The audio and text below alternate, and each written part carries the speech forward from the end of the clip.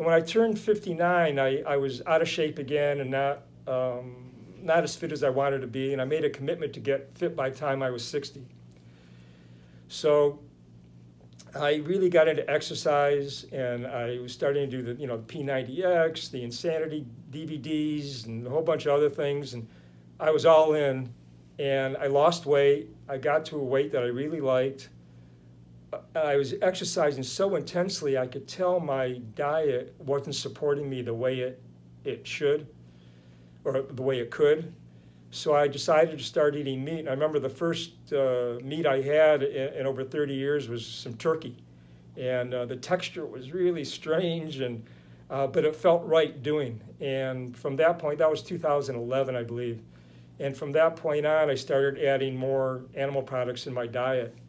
And one of the things that was really, that changed a lot especially when I started adding beef in my diet.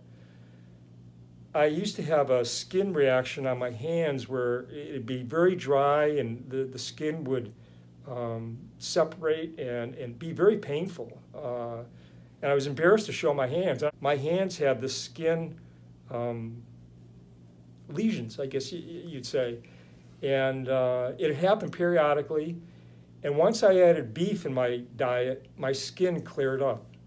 And looking back, I could see I was deficient in fat, in healthy, wholesome fat. And so that changed my, the way I felt in my body tremendously when I started adding beef back in my diet.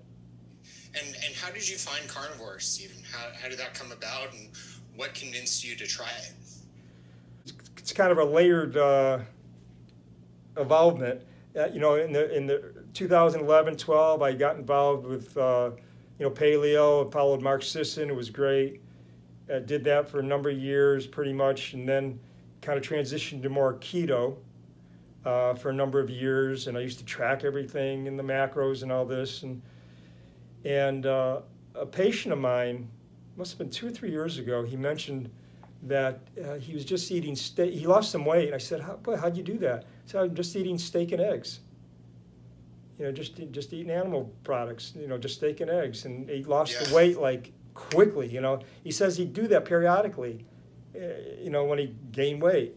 And I thought at the time, wow, that's interesting. It's a little extreme. I don't know if I'd ever want to do that. It seems too extreme to me, not getting all the nutrients, the phytonutrients and all that stuff. So, that was kind of in the back of my mind. And then Mark Sisson came out with his keto book, and I heard some interviews with him online with, I think it was with Paul Saladino and Dr. Baker. And that intrigued me. And I started reading more and more, and I started reading Kevin Stock. And he had the 30-day guide to going carnivore. And I thought, okay, here's kind of a template that I could follow. And I kind of knew more of what I was getting into. And I thought the COVID situation this year, I just decided, well, let me experiment and change how I'm approaching my food and diet a little bit. Also, let me back up 1 second. I was doing keto pretty much, keeping my total carbs under 50 a day and things like that. I was eating a lot of cabbage, a lot of spinach, a lot of kale, eating meat, eating probably 8 ounces of meat every day. But I felt that I was almost out of control with that. Like I had no discipline. I talked about getting volume in food. Like I could eat so much kale and all that. I mean, I had 2 big salads a day. So I was bloated a lot. At dinner time, I'd always have to have this protein powder with almond butter and some other crunchy thing with it. And it was like I felt addicted. And I wanted to change that pattern. And that's what got me interested in carnivores. I started reading about it. I said, well, this is interesting. Maybe I'll do this for a month, kind of reset my system, a kind of a cleansing. And so I read Kevin Stock information, and so I felt very well prepared to what to expect. And that's what I did it starting May 1st of this year. That's when I jumped in full throttle.